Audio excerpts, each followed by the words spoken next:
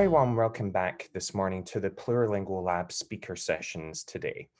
Is mis se palmiach an siblo, sé géal a hanam, rugach agus hochami an an glasachu an an alapa, sé neach ransachi a hanam, agus is ma cáinnechuig.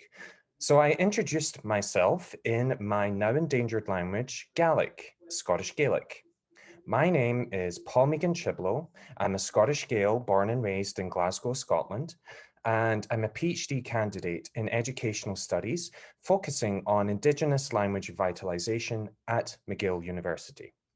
I'm your host today for the Plurilingual Lab speaker sessions, and it's my honor to be hosting you all and speaking to you all today. Now, before I introduce our wonderful panel speaker, and I'm sure we're all extremely excited about this, I would like to begin with a land acknowledgement. I'm speaking to you today virtually from Toronto. I would like to acknowledge this land, the plants, waters, animals, and spirits, and our responsibilities to them.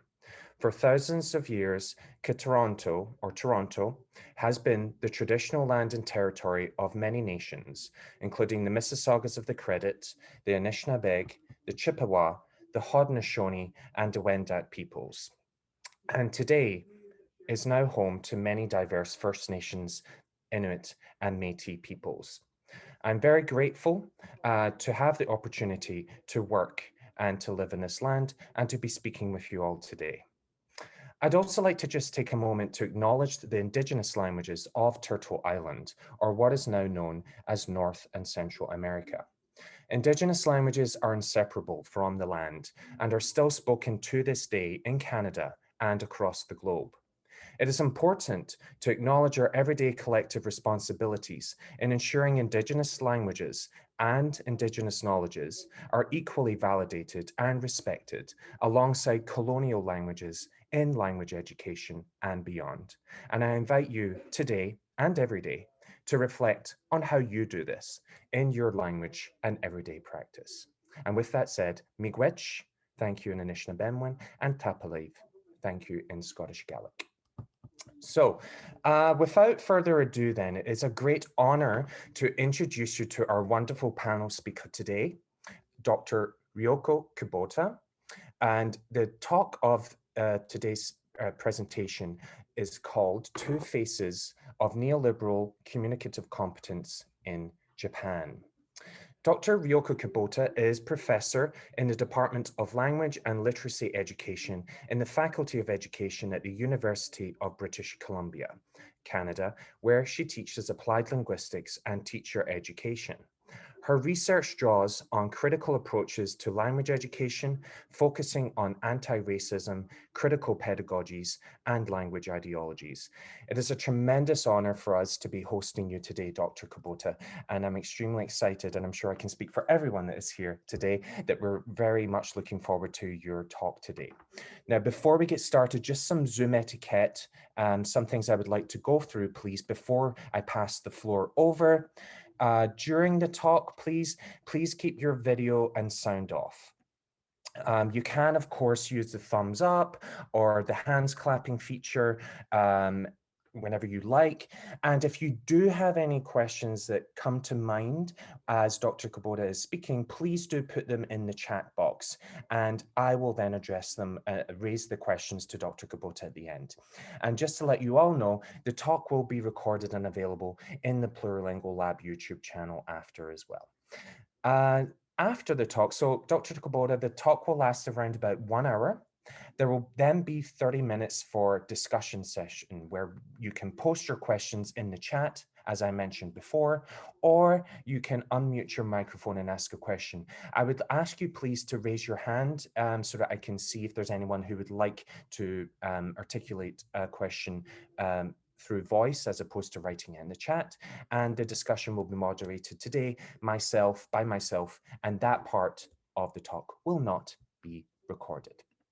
And that is everything. So without further ado then, I would love to pass the floor now over to Dr. Ryuko Kubota and present her talk today, Two Faces of Neoliberal Communicative Competence in Japan. Over to you, Dr. Kubota. Thank you so much. and I'll stop sharing my screen. Okay, thank you very much, Paul, for introduction. Can you hear me? I hope. Yes. Yes. Okay. Great. And thank you very much, Angelica, for inviting me today. I'm very honored to share the research that I conducted with my collaborator. So first of all, I would like to acknowledge that I am on the traditional, ancestral, and unceded territory of the Minam speaking Musqueam people here at UBC, University of British Columbia. And the topic today, I think I'm going to share my screen now. Okay. And the topic today is two phases of neoliberal communication competence in Japan, actually. And so I'm going to talk about the situation in Japan, which the government of Japan occupied the land of Ainu people and also people in Ryukyu Islands. And so I would like to acknowledge that as well. And this research has been done by myself and also my collaborator Yuya Takeda. So I would like to acknowledge his great contribution as well. And this is based on a paper that was published from TESOL Quarterly last year. I think it was last year. So if you're interested, you can take a look at that article as well. Sorry. I just dropped something. Okay, so let's begin. I'm just using two windows, so I hope this will work. Okay, so first of all, developing ability to communicate in English is emphasized in language education everywhere in the world these days, right? This has contained, however, two contradictory trends. One trend is heterogeneity and fluidity, which is represented by plurilingual and English as a lingua franca orientation. But at the same time, we see homogeneity and fixity trend, which is represented by monolingual and standardized language orientation, as you see in my presentation. And also when we look at many countries in the world, we see a growing interest and initiative to teach English as an international language, and a lot of accountability initiatives by using standardized English tests and so forth, so that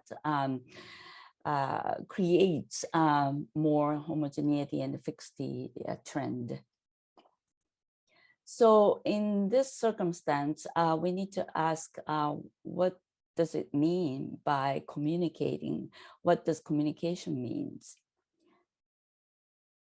So the purpose today is to examine how the fluidity fixity tension is exhibited in the contradicting meanings of communication in Japan. And I would do so by looking at a government document on fostering global human resources, or we call it global jinzai, and also interview data from another study on communicative experiences of Japanese multinational corporate workers working in Asia. So I'm going to juxtapose two different data sets. Okay. And these two data sets actually demonstrate what a neoliberal communication competence looks like. So first of all, I would like to discuss the trend for monolingual orientation of homogeneity and fixity.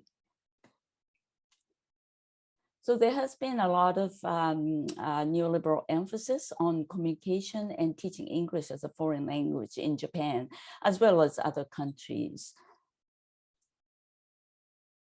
So, and this is demonstrated by popularity of English language teaching. And this is influenced by the discourse of globalization, of course, and also neoliberal ideology. And neoliberalism actually focuses on the free market economy.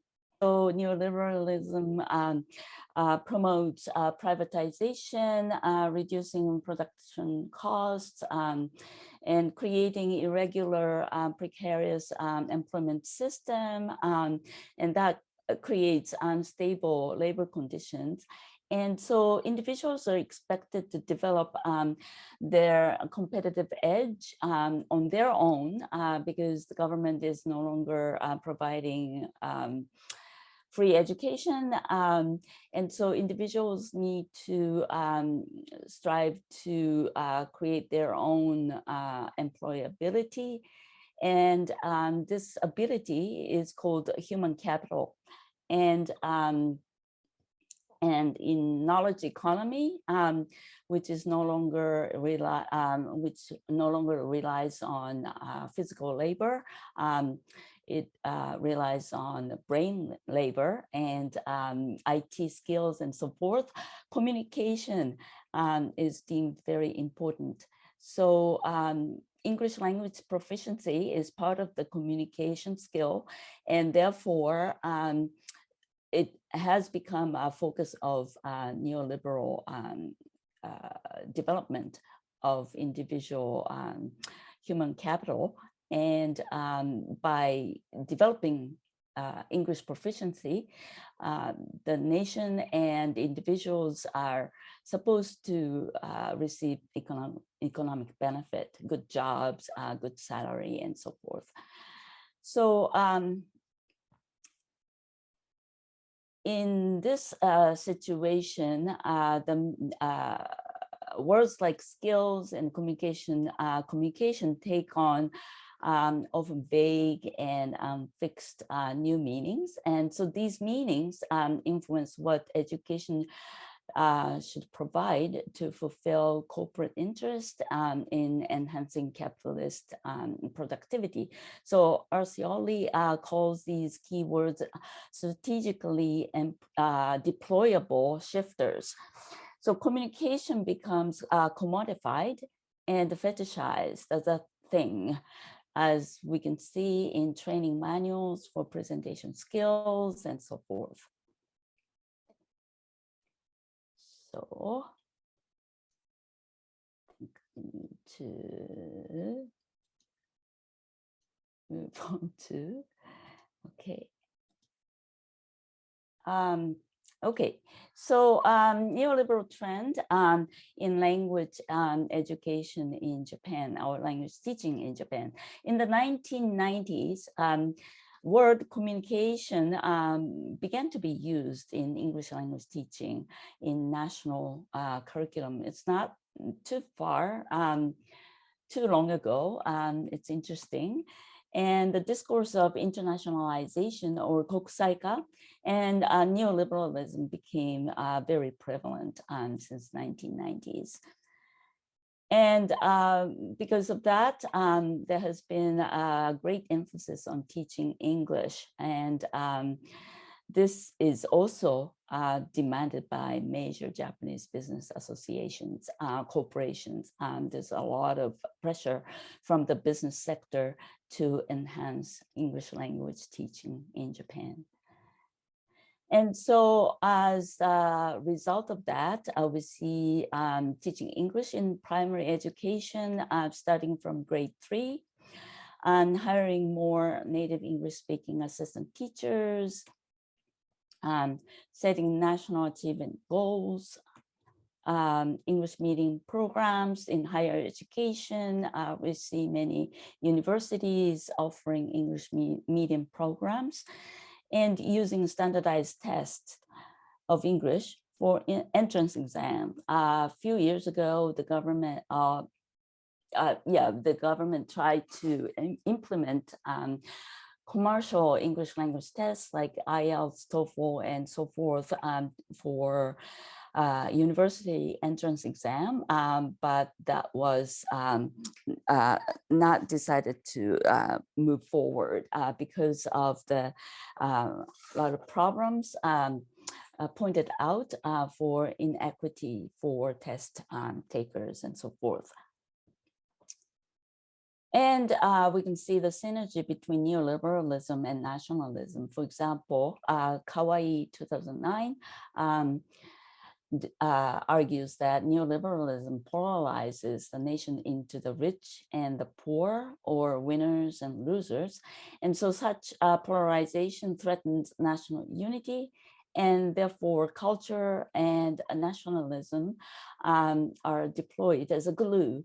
The nation as a whole, to glue the nation as a whole without solving the socioeconomic divide. So people are made to believe that the nation as a whole, the unity of the nation is something that they can rely on in this unstable labor conditions.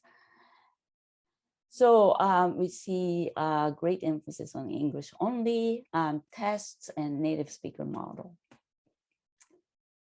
So in contrast, we see a lot of discussion on neoliberal fluidity and plurality. So in our field, applied linguistics in English language teaching, there has been a great emphasis on linguistic plurality. I called it the multi-plural turn in scholarly discussion.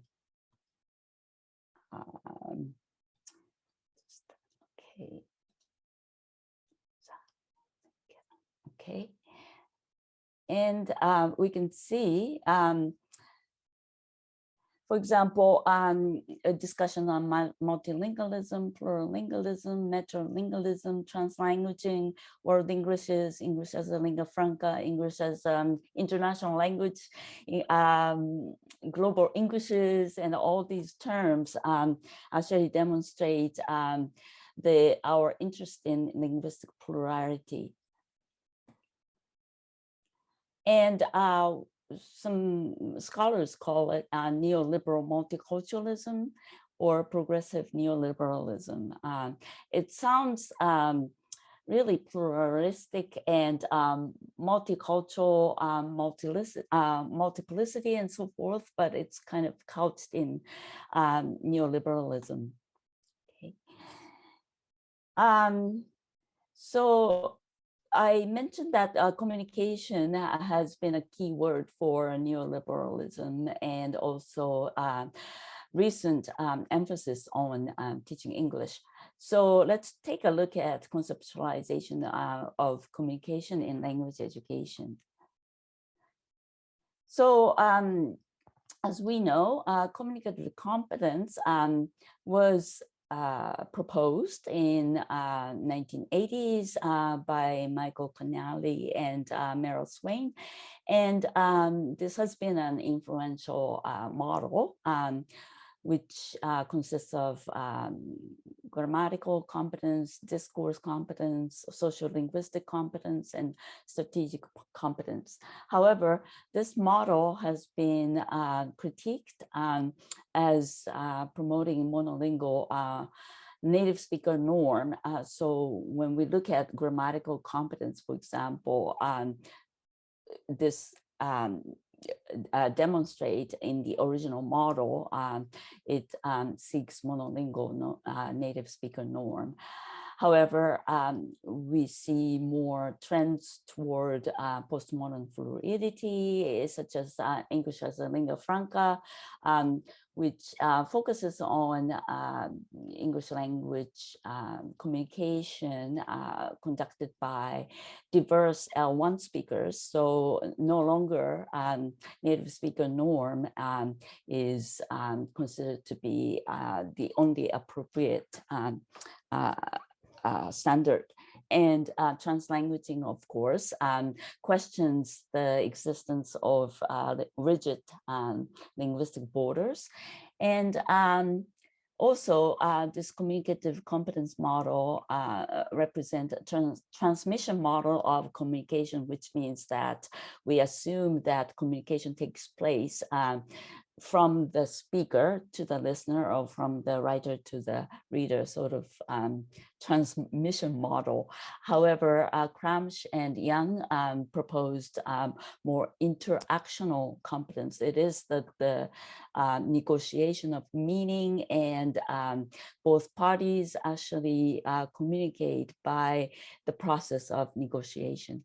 And the communicative competence model in the original may demonstrate deficit ideology, whereas lingua franca ideology is more focused on fluidity and plurality. Okay. Okay. So we see a tension here between successful communication is highly contextual, context dependent, mutually constructed, and likely to be unmeasurable in any objective way. How do we measure communication if we see, if no longer standardized native speaker norm exists, right? And on the other hand, we see that the transmission model of communication is highly compatible with neoliberalism's demand for accountability, as seen in testing people's communicative competence, language ability, and so forth. So here we see potential trend to see communication as fixed set of skills. So moving on to the data, let's see.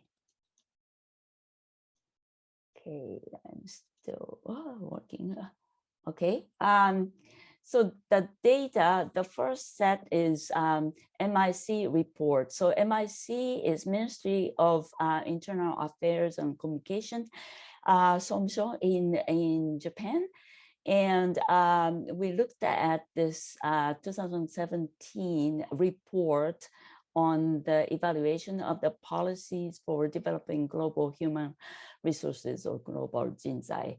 Now, so to give you a background, this was published by the Ministry of International Affairs and Communications, but we have another ministry, Ministry of Education, actually develops education goals every 5 years based on the revised fundamental law of education. And so the second 5-year goal was from 2013 to 2017.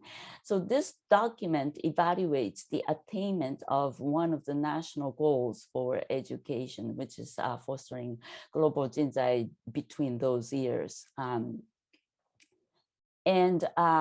we used political discourse analysis to analyze this.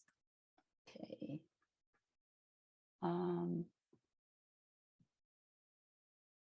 Yeah, so political discourse analysis is typically used for political discourse, but because this document actually lay out all the backgrounds and other arguments, and then reach to the final claim, which is their recommendations. We thought that political discourse analysis was appropriate to analyze this document. And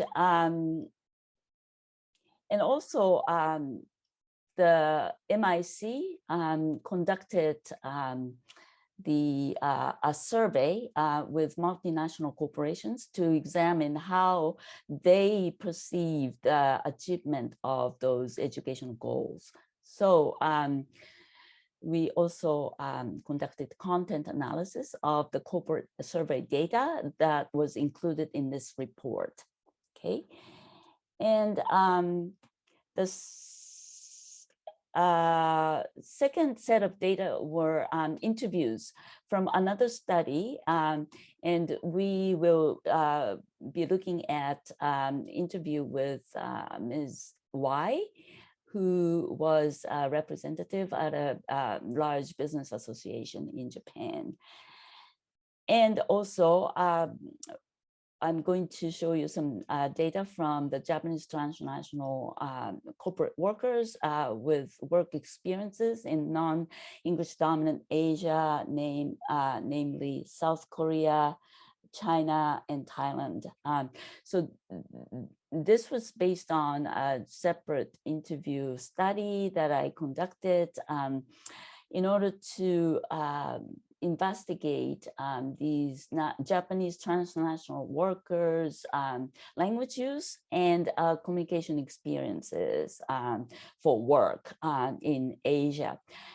So for this separate study, I had 11 workers who worked in China, 12 workers who worked in South Korea, and 12 in Thailand. So their age ranged from their 20 to 60s, and all of them, except for 2, were male. So we conducted content analysis for analyzing workers' voices. Semantic analysis, I guess. Okay. Next, I'm going to talk a little bit about global jinzai, which is global human resources, which is the definition of it. Let's see. Okay, so global jinzai is defined as those who are rooted in their identity as a Japanese by an in-depth understanding of the Japanese culture and can thrive in a variety of fields with A, high level of language ability and communication competence, B, autonomy and proactiveness, and C, a spirit of intercultural understanding. So we translated this from MIC report. So you can see both nationalistic values and neoliberal values here. Okay. So this is the table of contents of the MIC report, and so it has the introduction and the policy summary, and then you can see that here is the results of the corporate survey that they conducted in order to create this report. Okay, and towards the end, at the very end, there's only how many pages? I think 2 pages, 3, 4 pages of recommendations. Okay, or maybe just 1 page of recommendation, I think. Okay, and the rest of it around here is the results of the various measures of global jinzai, including, for example, English language test scores of the students and teachers and so forth. Okay. So the findings, I'm going to talk about 2 different dimensions. One is policymakers' discourses, And the other one is corporate workers' discourses, because as you see contradictions between both. So you can see that disparity, a gap between those two discourses in MIC report, okay? So we will see the political discourse from the policymakers' point of view, and also corporate survey comments from corporate workers' point of view. From the interview data, the second set of data, we see Ms. Y's view. If you remember, Ms. Y represents business association, one of the 3 largest business associations in Japan, and also transnational workers' views. These kind of contradict. So I'm going to present first the communication competence as a 4 skills in English. So I'm going to present a political discourse analysis of the MIC report. Okay, so this is the political discourse analysis that Yuya Takeda helped creating. So this is very small, but you can see the goal is to cultivate global jinzai, right? And then you see all the circumstances and mingle. For example, some the performance indicators include students' performance on standardized English tests and so forth. And then the claims are the recommendations, okay? So the analysis, so we see 2 conflations. One conflation is between language ability and communication competence. So as we saw, language ability is not necessarily the entirety of communication competence, but then there's that conflation in the document. And also foreign language is considered to be English, even though the word foreign language is used. As you see, English is only focused on. So let me see. I need to say anything here. Sorry, I'm still working. Okay. Yes. So MIC recommendation to I'm just trying to see if I'm not skipping anything. Okay. Okay. Oh, I think so here, MIC recommendation to Minister of Education, as you saw at the top column or top table, top box. So the 3 recommendations are to promote study abroad among Japanese university students, and to improve junior and senior high school students' English ability, and also improve junior and senior high school English teachers' English ability. As you see, only English is mentioned. So although one of the measures of the second plan of education initiative is to strengthen the teaching of foreign languages such as English, it doesn't say English, but the foreign languages such as English, all the performance indicators only refer to English. And high level of language skills or communication competence is a goal to achieve, but the claim recommendations you see here does not mention communication at all, right? And so these communications actually may reinforce the teaching of only 4 skills in English, which includes listening, speaking, reading, and writing. Okay, so let's move to interview with Ms. Y, Business Association representative. So we're looking at Ms. Y here, okay? So here I asked her, let me see. I asked her, let's see. In order to explain her department, so her department actually oversees a committee and some subcommittee on education. So these committees have representatives from 30 to 40 companies, okay? And the subcommittee makes a draft recommendation to Minister of Education once every year. So they use the results of corporate surveys that this business association actually creates corporate surveys, and they use that results of the survey and input from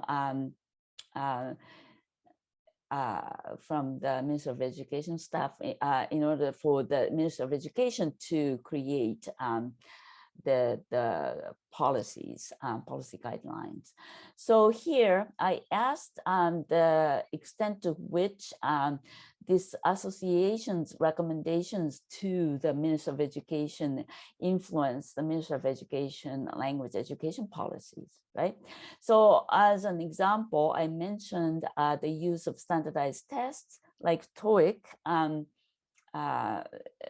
at schools and universities. TOEIC is test of English for business communication and or maybe it's international communication, and it's very widely used test for universities in Japan and Korea. So so I asked the use of standardized tests like TOEIC, right? And then Ms. Y said, it boils down to the 4 skills. You may know this, but until now, Japan's English language education has been really about reading and writing, or even writing is missing. So reading and listening and grammar, I said. She said, yes, grammar too, and listening. This is because listening tests are actually was included in university entrance exam and the high school entrance exam and stuff. Only those 2 and no writing and speaking at all. So even after studying English for 12 years, people can't speak English at all. It's important to incorporate the 4 skills in a balanced manner from elementary school. After all, there's no point of studying English if we can't communicate in English. In that sense, we demand the use of tests that evaluates the 4 skills. And if you ask which ones, for example, there are TOEIC and TOEFL, it doesn't have to be TOEFL though. So I actually interviewed in Japanese, and this is my translation, but this is interesting that she really emphasizes speaking here as being able to communicate in English. And then she talks about measuring 4 skills in English using tests, okay? Okay, so here communication in English is equated as the 4 skills in English. So let's take a look at corporate voices in the MIC report. So we're still looking at MIC report, and as I mentioned, they constructed a survey and asked corporations to respond to that survey. Okay. So this is screenshot of one of the pages of the survey result. Okay. And a survey was sent to all about 5,000 Japanese corporations with overseas operations to assess how the corporations perceive the effectiveness of the policy measures. And approximately 20% of the response rate. And the topics in the survey include challenges the companies face in the overseas operations, educational initiatives that the company hopes universities to implement, ideal length of study abroad before employment, opinions and suggestions for developing global jinzai, and so forth. Okay. Okay. And we conducted a content analysis of the open-ended written comments. As you see, after this numerical data, the report shows open-ended comments from the corporate representatives or respondents. Oops, I have to move. Okay, so we identified themes. Let me see.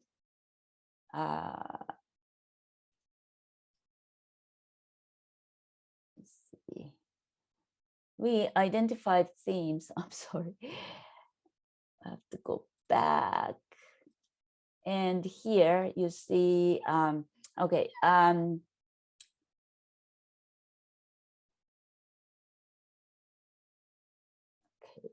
So here you see the themes. First, study abroad was mentioned the most frequently because one of the questions was obviously about study abroad. And then we see other topics here. And I would like to draw your attention to this, the three themes. One is anti-normative approach to language use, ability other than language competence, and language other than English. So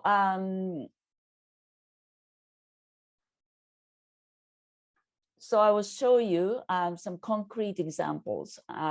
First, anti-normative approach. Let me see, what was it? Anti-normative approach to language use, okay? So here, one of the open-ended comments said, in overseas workplaces, even if workers cannot use English sufficiently, we want them to communicate with hand and body gestures and communicate with foreigners like they do with Japanese people. So here it says, well, they may not be able to use English sufficiently, but we want them to communicate with the hands and body gestures.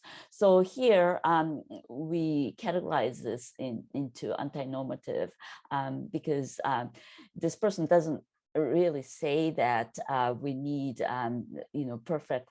perfectly accurate English speakers in order to work overseas. And second, skills other than English. So speaking English and being able to work are different. Students should acquire competence other than language ability needed by business operating overseas. In addition to language ability, these workers must possess additional skills such as marketing. So here, speaking English is not sufficient, right? Speaking English and being able to work are different. Okay. And then the last one was, the third one was ability to use languages other than English. So here it says, recently we have an increased amount of business in China, Southeast Asia, and Taiwan. It's often assumed that English can be used in these countries. However, local language is essential in factories, in rural areas, since English is not spoken. So you can see these different languages are deemed important. So these perspectives are not reflected in the recommendation of the document, the report, MIC report. So let's move on to voices of Japanese transnational corporate workers. So we are moving to the second set of data, which is interviews, transnational workers' views.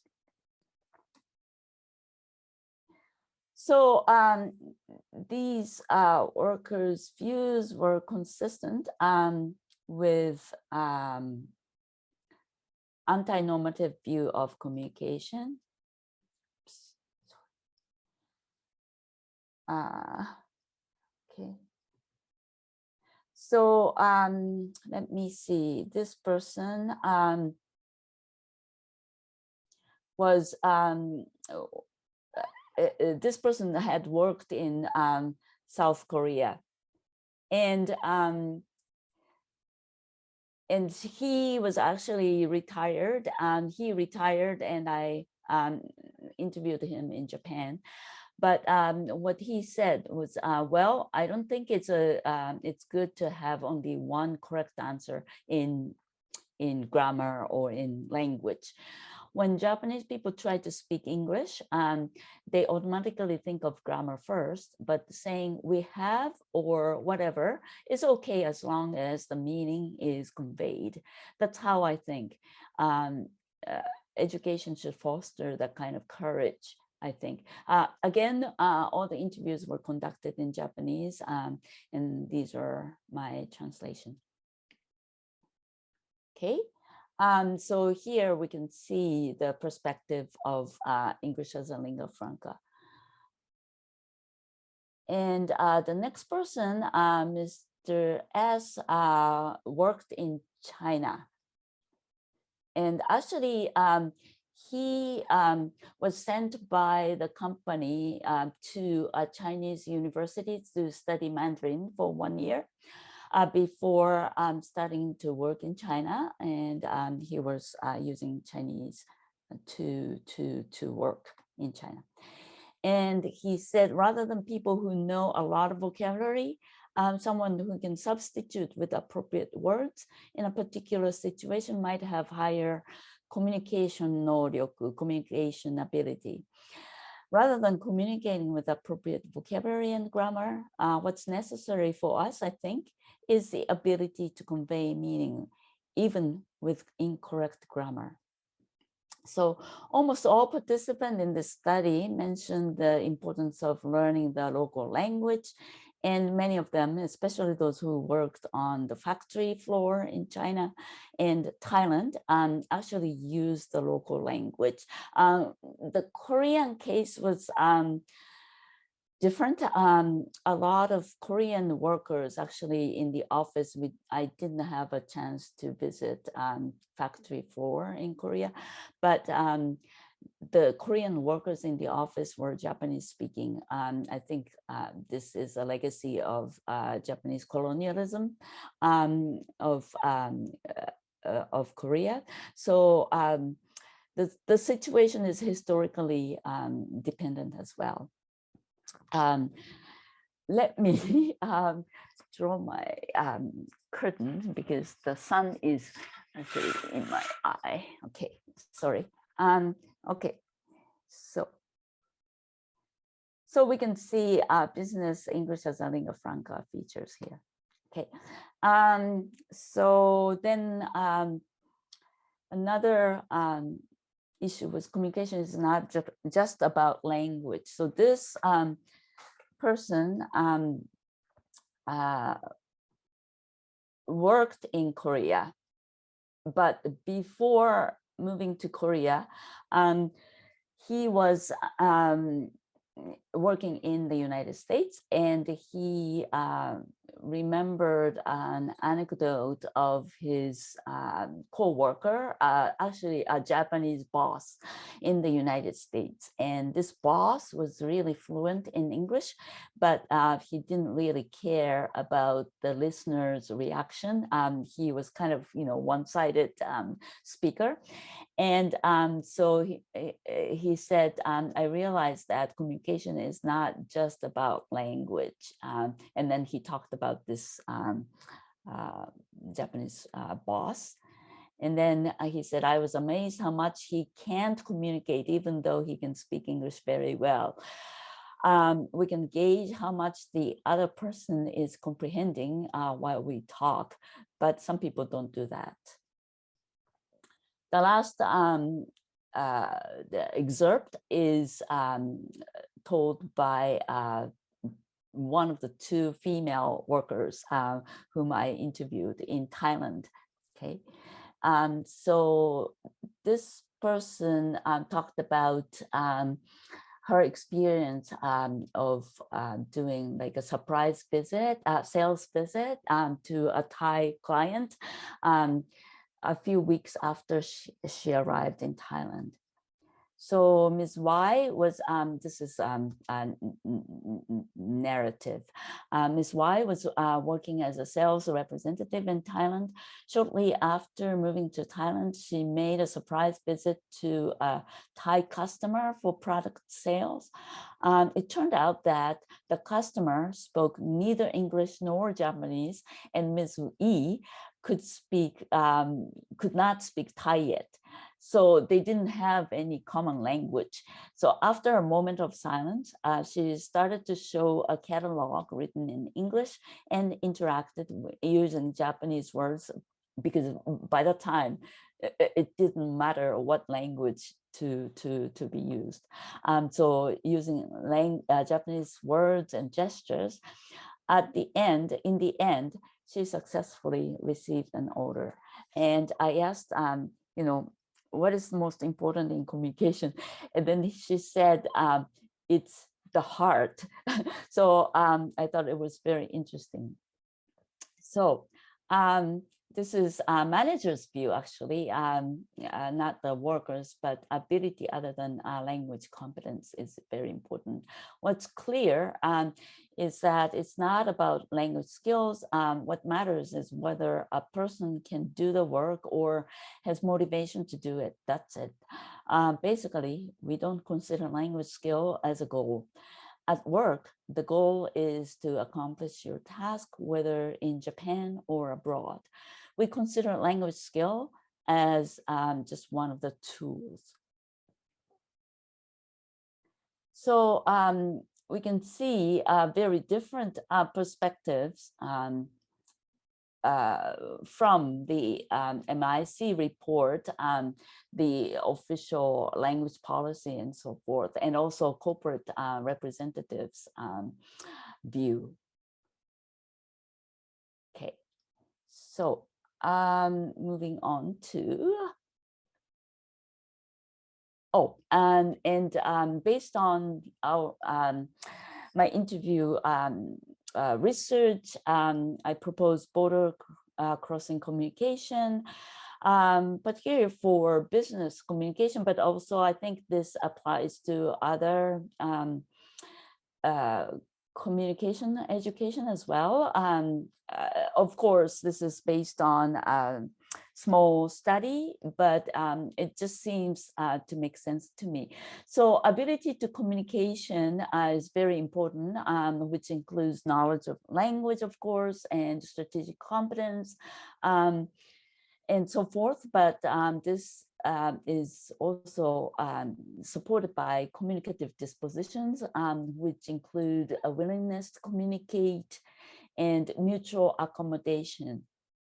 And communicative dispositions is further supported by foundational dispositions, being interested in culture of self and other dispositions, and also cultural knowledge.